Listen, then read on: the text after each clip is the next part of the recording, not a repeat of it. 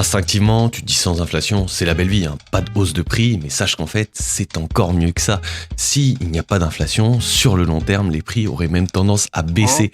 C'est-à-dire que globalement, tu t'enrichirais juste en laissant ton argent sous le matelas. Et ça paraît beau, sauf que dans la réalité, c'est exactement comme ça que tu détruis une économie. Et dans cette vidéo, on va faire l'expérience de pensée d'un monde sans inflation et on va voir pourquoi, inévitablement, l'économie viendrait à s'écrouler. Et ensuite, on va essayer de comprendre pourquoi l'inflation est une composante essentielle mais dangereuse de notre économie. Imagine un monde où tous les pays prennent une décision radicale. Bon, il y en a marre des monnaies classiques, hein. Tout le monde est en permanence en train d'en imprimer, on sait jamais combien vaut l'euro, le dollar. Bref, on arrête, on passe tous à une monnaie unique à quantité fixe. Pendant les premiers mois, tout se passe bien, les prix sont stables, les gens sont contents, l'économie tourne et on peut même apercevoir un effet qui se propage, les prix commencent légèrement à baisser. Sauf que cette baisse n'est pas due au fait que les entreprises soient plus généreuses ou plus efficaces, non, elle est simplement due au fait que les gens, que ce soit le petit particulier ou le gros investisseur, n'a plus cette pression d'investir, de dépenser tout de suite, parce que son argent va perdre de la valeur au fil du temps. Et du coup, vu qu'il n'y a plus cette inflation, l'économie tourne légèrement moins, ce qui oblige les entreprises à baisser leurs prix pour essayer de relancer la consommation. Sauf que cette baisse, bien qu'au début elle soit marginale, au fil du temps, il y a une idée qui s'installe.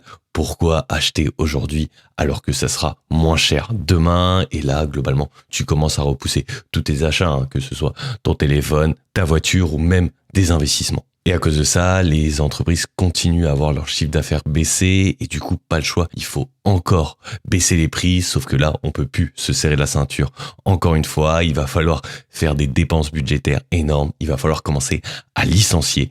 Et qui dit licenciement dit perte de pouvoir d'achat pour toutes les personnes qui ont perdu leur travail et donc moins de consommation. Et là, tu vois le cercle vicieux qui se met en place, licenciement, donc moins de consommation, donc moins de ventes, ce qui veut dire qu'on est obligé encore de licencier, etc., etc. Ça s'appelle une spirale déflationniste et c'est bien pire que d'avoir 3 ou 4% d'inflation par an, mais le truc, c'est que c'est parti d'un réflexe tout bête, les gens qui se disaient pourquoi acheter aujourd'hui alors que ça sera mieux demain, et c'est d'ailleurs pour ça qu'on ne peut pas utiliser comme monnaie principale une monnaie anti-inflation comme par exemple l'or ou le bitcoin, parce que même si ces actifs sont excellents pour stocker la valeur, ils sont très mauvais pour faire tourner l'économie. Bref, avec ces démonstrations, t'as compris, hein, l'inflation n'est pas là par hasard, mais sache qu'elle n'est pas là pour que l'économie ne ralentisse pas, non, elle est là pour bien plus, elle est là pour maximiser la croissance.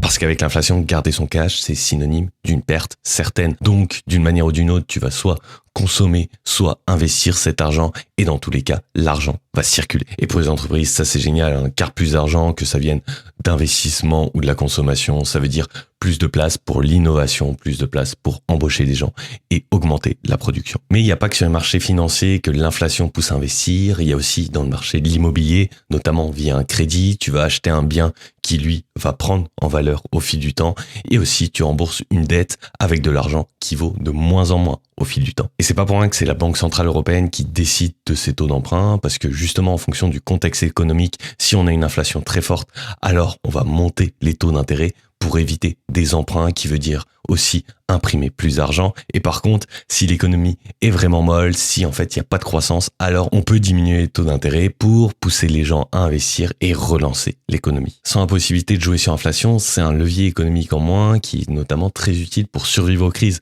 Par exemple, après le Covid, comment on a fait pour relancer l'économie? Eh ben, on a créé énormément d'argent en faisant des prêts à taux zéro. On a fait tourner toutes les imprimantes à billets et ça a permis de survivre. Et c'est d'ailleurs pour ça que dire que l'inflation, c'est toujours une mauvaise chose, non, c'est totalement faux.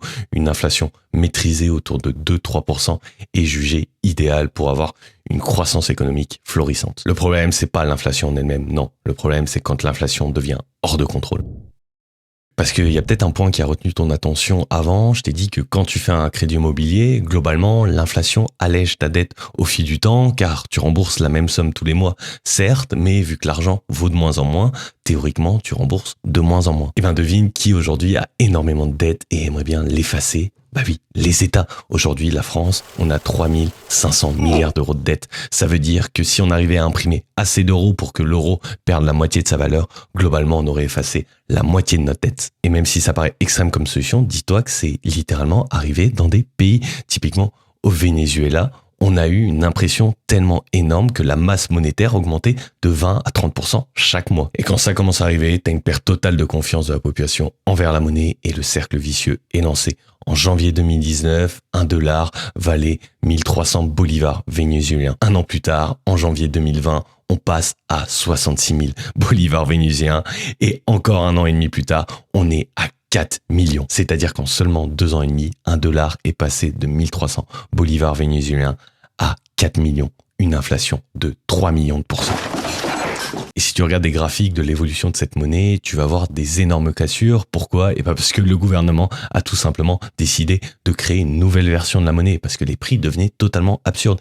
Imagine, tu payes un café, ça va te coûter 1 million de bolivars et tu reçois ton salaire, en gros, t'es milliardaire. Non, l'argent veut plus rien dire. Donc le gouvernement décide de faire un reset. En 2021, ils ont enlevé 6 zéros, c'est-à-dire qu'ils ont divisé la monnaie par 1 million. Mais dis-toi qu'en 2018, ils avaient déjà enlevé 5 zéros à la monnaie. Au total, on parle de 11 zéros supprimés en quelques années. Ça veut dire que la valeur de ta monnaie a été divisée par 100 milliards. Un délire total. Bref, t'as compris, une économie, elle a besoin de l'inflation pour créer plus de croissance, mais de l'autre côté, il faut que cette inflation reste contrôlée sous peine de subir une véritable explosion. Un point que j'aimerais mentionner pour ouvrir la discussion, c'est que l'inflation, au-delà de son utilité, est-ce que ce n'est pas également une taxe cachée? Parce que je m'explique, si tu veux rajouter 2% de taxes chaque année, tout le monde va gueuler, tout le monde ira dans la rue, c'est juste pas possible. Par contre, si tu rajoutes 2% d'inflation, c'est comme une taxe invisible. On ne la sent pas sur la fiche de salaire. Donc voilà, donne-moi ton avis. Sur ce, j'espère que tu as appris quelque chose dans cette vidéo et je te dis à la prochaine. Ciao!